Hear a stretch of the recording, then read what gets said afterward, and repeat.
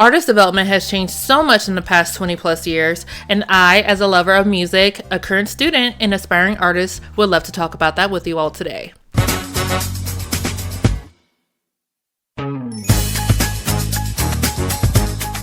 What's up, everybody? My name is Shantoria. Welcome to the video, and I pray you all are doing well. I make videos about music and entertainment. Well, mostly about music, so if that interests you, be sure to subscribe. You know, the TikTok ban earlier this year was very much this generation's 1999, and it was hilarious, and I'm sure many artists would have loved for this app to be gone, because in some ways it helped independent artists, but at the same time it kind of messed with how artists go about making music. So, you know, good and bad. You know, the gatekeeping, good. Quality of music per se, not so much. Marketing and promotion is so different in this digital age. Anyone and everyone can upload a song to streaming services, leading to an oversaturation in the market and artists having to try even harder to grow and keep an interested audience. Even when an artist is able to go viral and accumulate a large amount of interest, that doesn't mean that it's sustainable. And it's so uncommon nowadays for the artist to develop behind the scenes. Now it's all online for the world to see and to give their commentary, like I'll basically be doing in this video. Artist development is what I want to talk about with you all today, because all of 2024, I kept hearing people compare Tate McRae to Britney Spears, and even Tate herself referenced Britney in her fashion, and I think even in her music video for It's Okay, I'm Okay. I just feel like comparison can do more harm than good for an artist's career if they don't soon develop their own brand identity from those that have inspired them. Though nothing is truly new in today's music market, I do believe that it is the person presenting it that makes the biggest impact. So let's start off with applying your inspiration. I know that comparison is going to happen regardless of what an artist does. Their work itself is based off of what they have seen, watched, heard, and experienced. Comparison is used to make decisions on whether or not we'll like something, whether or not we'll do something. Comparison is used to get a point across. I'm pretty sure, more than likely, I will be comparing in this video. It's all a part of learning, and you know what? It's all about a balance. What this section will be about is how these artists are able to take from their inspiration and form their own identity through artist development. Artist development is a process a musician goes through to develop their craft and the skills necessary to build a professional career in the music industry.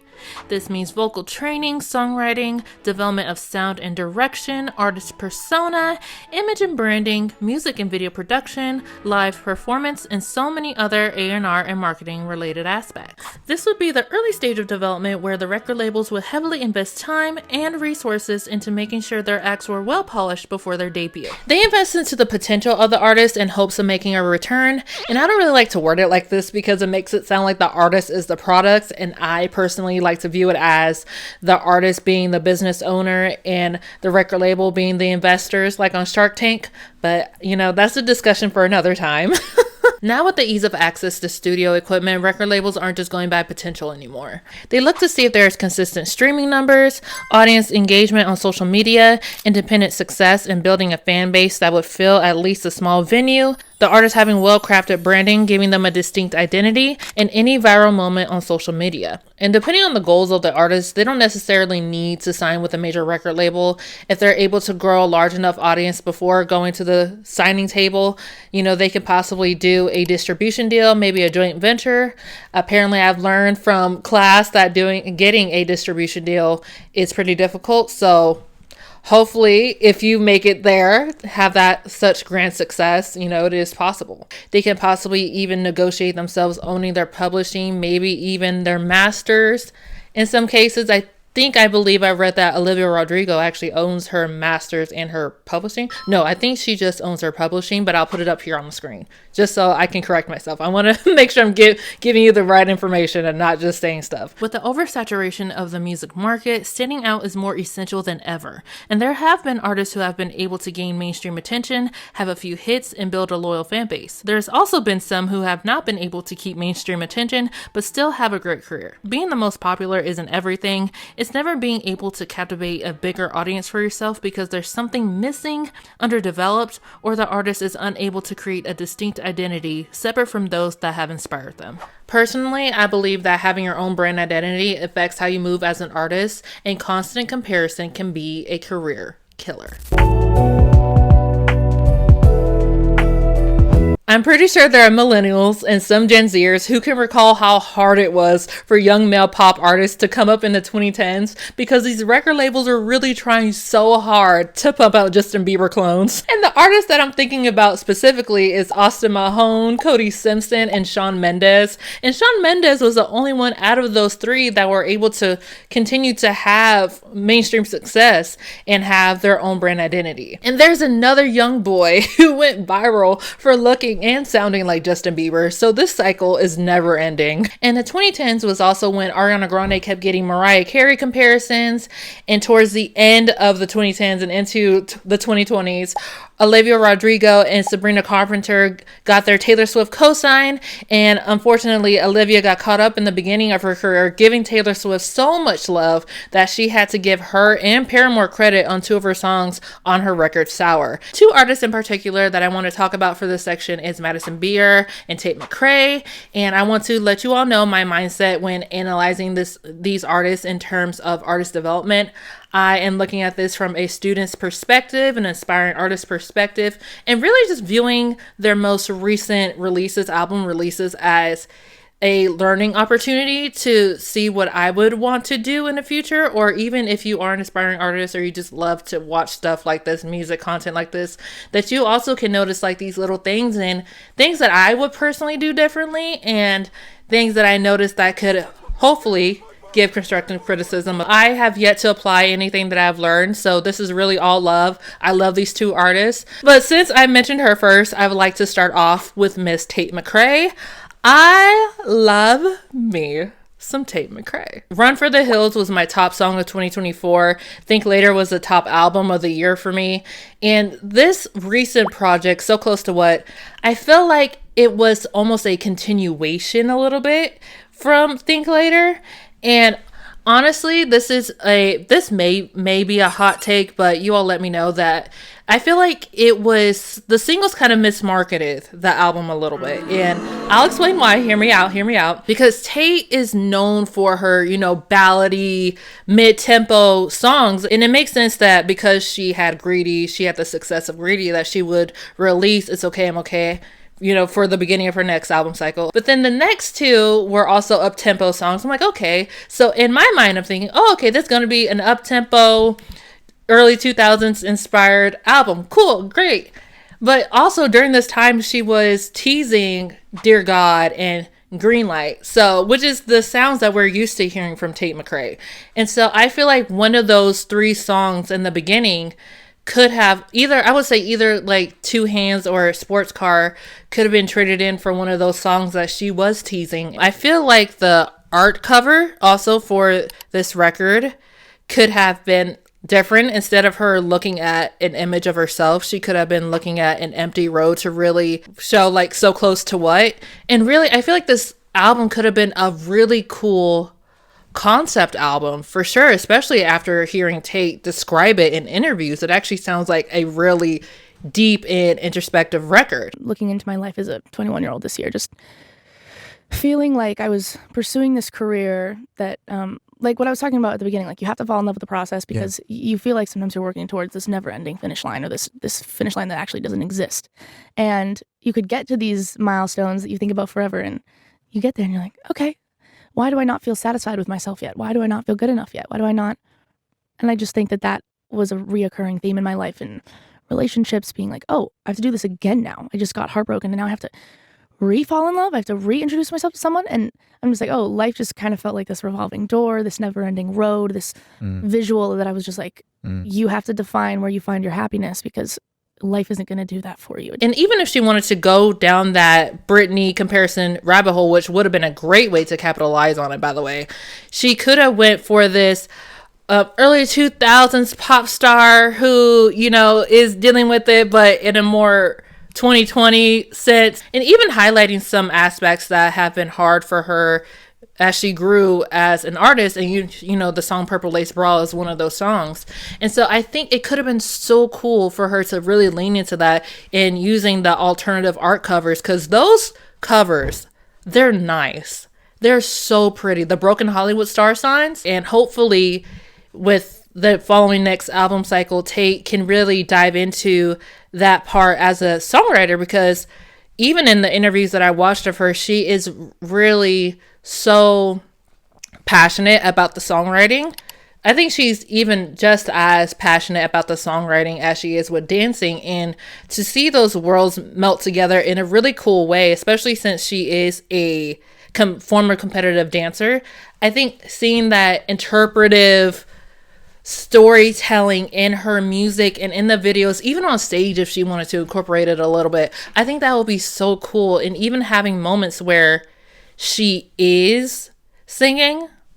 This is the face of a person who hesitated to say that as much as she loves to watch Tate dance, turn around every now and then I get a little bit sad, and when she puts the mic down, turn around. But I'm getting ahead of myself. Let's start with comparisons first. Do I think Tate McRae's comparison to Britney Spears will hurt her career? No, not at all. She already has proven success with You Broke Me First, which is a more moodier ballad and more in the realm of what people would say like a Billie Eilish, a little bit more moodier, and then she jumped into the pop rock category, which she's only want to be, which is more leaning into the Olivia Rodrigo territory before she got into this more 2000s Britney type of space. And it's just one of the many facets of Tate that she has jumped into that she's interested in, and that just makes up her as an artist. I think what is interesting about this, though, is that I think she's leaned so heavy into the Britney thing, though, that it's going to be hard to figure out who Tate is as a performer. Like, I don't think we really know who Tate McRae is, like anything really identifiable that is truly Tate McRae yet. And I'll get into that more in Brand Identity. But I think one thing that comes from the Britney comparisons that is really good and very beneficial for her career is people expecting her and knowing that she will put on a fabulous performance. Live performance is where Tate McRae shines the most in. And really, the one comment that I saw that was negative on Reddit, at least, is that they were upset that the show wasn't longer. And that is the best review you can get. And I enjoy seeing her soundcheck performances because she sounds so good singing all of those covers. I didn't realize this, though, filming this the first time. This is my second time filming this video. That I didn't realize that she was already on tour. And I think that's also an issue with the branding of it, is that that it wasn't separate. And so when I saw clips of a performance of her outfit from the tour, which is really cute, by the way, I love the leopard print, I thought it was a continuation of Think Later. I thought she was still on tour for Think Later. So the distinction of eras was not there for me. But she still looked fabulous. And just to clarify, the tour briefly started in March and picks up again in May and continues through September. Hopefully with this break time that they actually take the time to separate at least costuming for this tour separate from Think Later, because I just remembered that they were promoting this album while she was still on tour for Think Later. And they more than likely were trying to capitalize off of the popularity and the hype surrounding Tate at the moment. But I think what they sacrificed was the separation and distinction between eras and really defining her as a artist and what the story behind each record is, because it is separate from each other. The stories are separate, but they all blend together because visually there's no distinction. And hopefully with this next album cycle, Tate really takes the time as well. Tate and her team take the time to define what the sound is, the visuals, the branding of it. What brands will she work with? Because how you have longevity as an artist is that you get people to invest in more than just the music and the dance moves. You get them to invest in the artist as an entity, as a business, as a full brand. And because Tate really has potential, I can see her becoming another diva in music. So hopefully they really take that time to craft her sound as an artist and separate her from Britney, because I feel like she is a little bit more moodier and actually has, still leans into that sad girl energy, but is a dancer. So hopefully they're able to find that for her and really bring it to life. Let's now get into brand identity, because I love seeing Tate just really get into it and lock in. And I feel like Tate is a blend of, ironically, a blend of Britney Spears, but also Christina Aguilera with the dancing, but it's a little bit more moodier and darker. It's a little bit more dirty with two R's.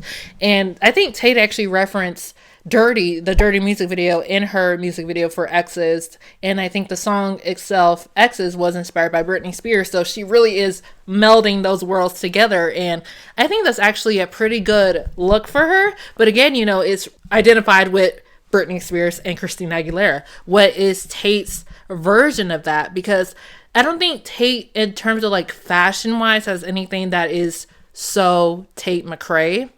I think her dyeing her hair in the highlights was a smart move. But also I think fashion wise, and I think it's only because they sponsored her on tour, provided her costuming. I associate Tate with Adidas, which is great branding. And if they ever come out with tracksuits, I'll buy, because it looked fabulous. But that's what I associate her with, is the sportswear. And it makes sense because she is a dancer. And so, I don't expect anything less, but it's not necessarily that exciting or unique, or she hasn't styled it in a way that is distinctly Tate McRae. And that's the way she wants to go. I'm here for it, because the tracksuits is a part of the 90s, early 2000s lore. It's a part of the style for back then, so I'm on it. And also it makes sense from the beginning of her career. She wore a lot of sports related clothing, and of course it fits the era that she's currently in, the So Close to What era, with I think sports car. The song is called Sports Car, but there's no sports car in sight. It's mostly in two hands. But then you also saw with the hockey stuff in Greedy, and so she really is aligning herself with the sportswear era and everything. And so I'm excited and curious to see how she is going to spin that, if that is going to be her thing. How is she going to make that distinctly Tate McRae? Sound wise now, in terms of brand identity, Tate doesn't really have one developed just yet. Again, I'm hearing a lot of the Britney, and hearing people say that some of these songs sound like Nelly Furtada, and of course the Pussycat Dolls. And so it's going to be interesting to see how she melds those worlds into the sound of Tate McRae. And I think she's really getting there. Again, I love when she does ballads and mid-tempo, because I feel like that is really her strong suit, because it highlights the songwriting. And even though like Greedy was a huge song and is an up-tempo song, if you really pay attention to the lyrics, it's pretty uncomfortable. It's about a young lady being at a bar and some elder gentleman hitting on her. Like, oh no, police, come now. I feel like Tate is really on a great fast track to really becoming one of the main pop girls, especially because we haven't seen anyone really do a lot of dancing in a long time on stage at all. But also, I just thought about this right now. I feel like Tate's voice, even though not talking about vocal tone, like she has a pretty voice, but I also love that Tate is a little bit of that person that is a belter, not too much of a belter. I think that's also where where I see the Christina at, is that, yeah, Tate has that that Britney does. But I think she has like that pretty voice and can belt a little bit like a Christina. I love it. And I'm excited to see where her career goes and to see the growth and development. Now on to Madison Beer. Miss Madison Beer, my fellow 99 baby. How you doing, darling? I love ya. I've been rocking with Madison since 2017, which when I was 17, and I guess when she was 18, she is a few months older than me. And Madison is interesting. Madison is truly interesting. And this album cycle was interesting. I guess it wasn't so clear on what the idea for it was. Because even with the album cover, for example, Madison changed that and to this more her frolicking in the field, which I feel like was a great choice because it did fit the sound of the album better. And I was actually very surprised that a lot of the music on there was very slow, but that's what she was feeling. I'm rocking with it. Okay, fine, whatever. But then the concert the concert was still what the first cover was. Even though Life Support was clearly a conceptual album, it was a great piece of work, honestly. I feel like it still fit within that area, just with a little bit more elevated costuming. That costuming on stage was fabulous. But I'm getting ahead of myself once again. Comparison for Madison, I feel like what I hear mostly about Madison when it comes to comparison is that her music sounds like other people, but it doesn't sound like her. Like her sound, you don't know what she sounds like. Now, personally, for me, I don't listen to a good chunk of the people that she mentions. Who are your biggest influences? Daft Punk, Lana Del Rey, Kevin Parker, Depeche Mode, Nirvana. Fuck, I don't know. So to me, I feel like I can pick out what she possibly would choose to write a song on top of. Maybe, I don't know. I will say that the one artist that I hear people say that she's trying to be like instead of really comparing her to is Ariana Grande, and it was mostly in reference to her song Baby. And I feel like it was so rude that people kept saying that Baby sounded like a Ariana Grande song Reject, which really, and to any Ariana Grande fan, I've been an Ariana Grande fan since the Victorious days. We all know that she would not choose a song like this. This is very not Ariana Grande whatsoever. I think also I read in the comments below of this video that people were upset about the ponytail. I never knew that was a thing, but I'm like, a ponytail, a ponytail. That's wild. That's mad. But you know what was cute though? The pigtail outfit? Fire. I said, ooh, go ahead, girl, with your bad self. But I think Madison being inspired by so much music and so many different genres, because that's a lot of directions that she can go in and that she's interested in, but I don't think she really has dove into this is what this era will sound like outside of the project Life Support, where she really had a clear-cut vision. And speaking of Life Support, let's talk about the Life Support tour. Let's get into live performance.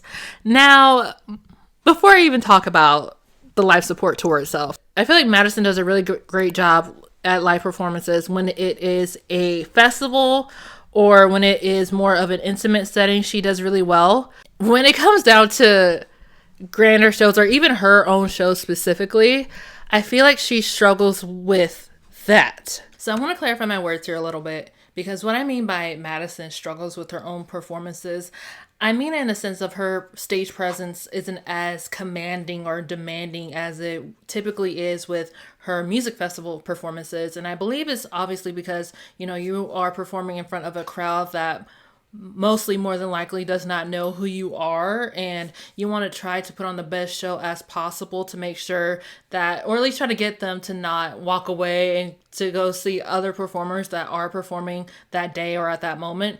So it makes sense that you would want to make sure that you're high energy the whole time, and in contrast with the more intimate settings, you don't have to put as much effort into moving. You can still do this side step, maybe you're standing behind a microphone or you're sitting typically in those cases, and so it's more focused on maybe the instrumentation and the vocal delivery versus the entire lights and dance moves and the costumes. It's not as extravagant.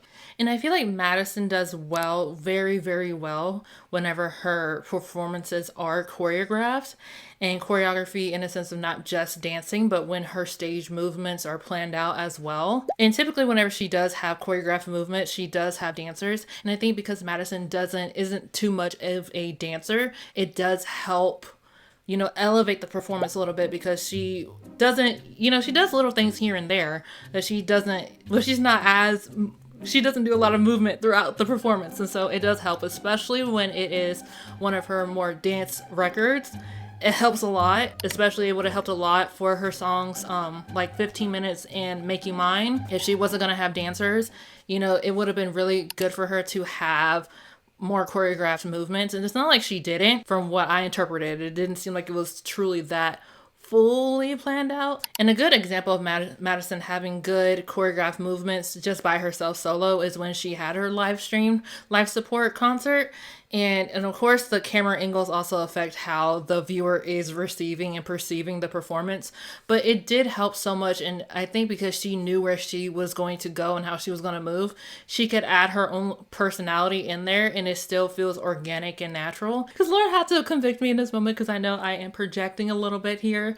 Because I know for me that I like to have things planned out and know how I'm moving. So it can feel more natural and not as like awkward how and so because I also feel like every now and then Madison has those moments where you can tell that she doesn't know what to do. It just feels better and looks better, and I feel like she doesn't do as many funky dance moves as she used to, which I loved because A, they were iconic, and two, it just makes it feel more lively and feels more personable to her, and that she's really in the performance with the audience, and it makes you want to move too because you can tell that the person is really in their element. And it's not like Madison's stage presence or movements are bad, it's average. It's a shame that she's mostly becoming known for like sliding down a mic stand and having more seductive movements, because I feel like there's more to her as a performer than that. And what I'm talking about here mostly pertains to artist persona.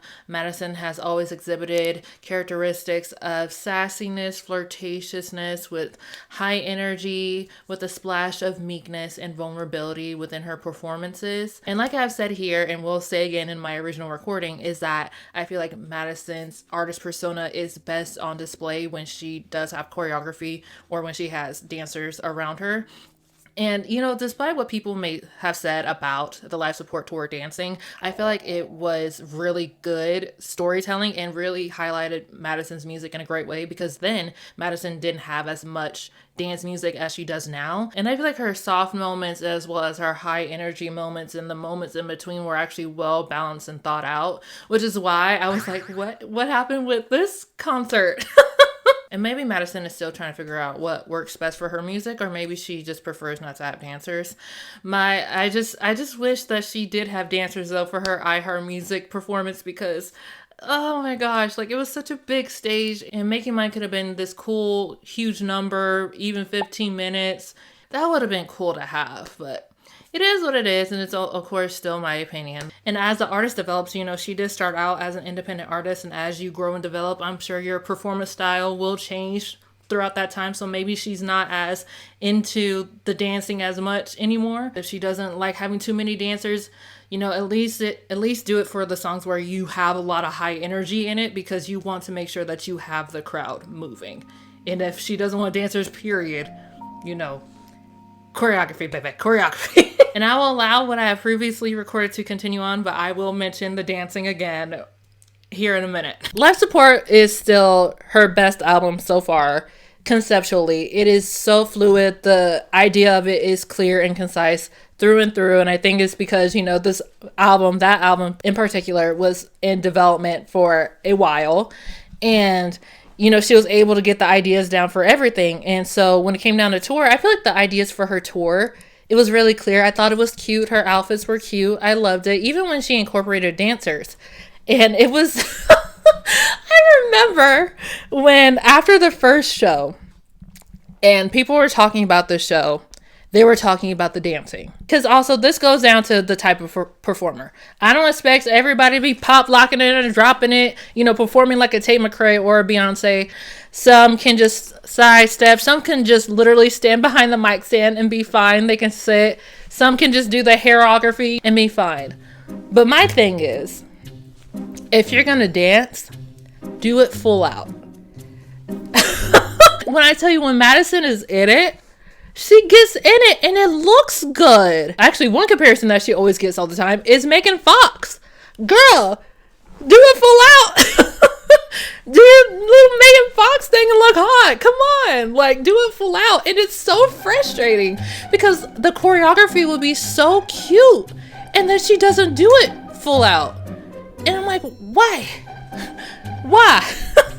But, even have a little Sabrina Carpenter moment with the feather dance. You know what I mean? Just a little bit of that. Because if people are going to continue to compare you to Ariana Grande, baby, flip the hair back and forth, do a little something. Don't care about how you really look on stage. Like, of course, fix a little bit hair here and there, but don't be constantly flipping her hair back, and I don't want this to sound mean, okay? I'm trying to be as constructive as possible because, like I said, I've yet to do this. I've yet to see how crazy I'm gonna look. Go ahead and give me the Disneys, all you need to. But at least I know you're in it. But you know what? This also just, to me, kind of connects to her comparisons with Megan Fox. Because, Megan Fox is known for being her looks. And unfortunately, she has been typecasted as this hot girl, the damsel in distress type of caricature. And I love that Megan has actually had a few movies on Netflix, and there's one that I actually want to see, but I'm talking about Madison. So I'm going to continue to talk about Madison. So I feel like in that way, it has affected her brand, in a way, her brand identity. And especially since she already has done a music video inspired by, Jennifer's Body and everything. So I feel like it has affected that. And do I think Madison herself has a clear brand identity? I don't think she does, but I do believe that we can see the idea of where she's trying to go. Oh, and I actually mentioned Megan Fox because her style of where she's been going recently is in line with a lot of the characters that Megan Fox tends to play with like the space war, and when the hot girls wear like the shorts and the tank tops. Oh my god, she literally wore that actually in her 15 minutes music video, so she gets the concept of where she's going with her music, right? And so I feel like that actually works really well for her, and I think she can actually play into that because I think it is a great middle ground for her because she is into that 50s 60s rock ballad sound as well as that more electronic dance music, and I think it's a really good middle ground balance. And depending on where she wants to go music wise, she can have that core foundation of this one style and then branch off into other things and then not seem so out of place. And she already has had a concept album, so she already knows that the whole thing, how it feels, how it looks. And so I feel like she's very much well capable of doing that, and I'm excited to see what she does in this next album cycle because she already is. It seems like she's going into the more dance pop era record EDM thing. She has great success with that. All Day and Night, I love that song, and so she's capable of doing it and capable of having her own branding. Okay, so here's this one comment about Madison's branding that I thought was just. Yeah, let me just read it. Madison isn't taken seriously as an artist due to her lacking personal brand. Her styling is all over the place. She doesn't hang out with mainstream artists, and her music also lacked the strong style that just screamed Madison Beer. And not to mention her strong association with being an influencer rather than a musician. If her brand was stronger and distinguishable from other pop stars, she would see more success. However, she has also stated that she is totally okay with the amount of fame she already has, so maybe this just works for her as is. And maybe I will just read this one and only comment for this section because they highlight so much in here that I want to touch on. And I'm back! So here's where people would typically say, who you surround yourself with does affect how people will perceive you, and that is true. I also will say that, because to me, I was introduced to Madison first as an artist. Shout out to Melodies. I still love that song. And so I view her as an artist already. And if someone does, view her as an influencer because they were watching another influencer's video that she was starring in, and then they check out her profile and see that she is an artist, that is a cool way to do it. And you know what? Why is being seen as an influencer such a bad thing? Being a social media star, that is not a bad thing. And it's also in connection with her also streaming because I love to watch Madison stream. I think she's very entertaining.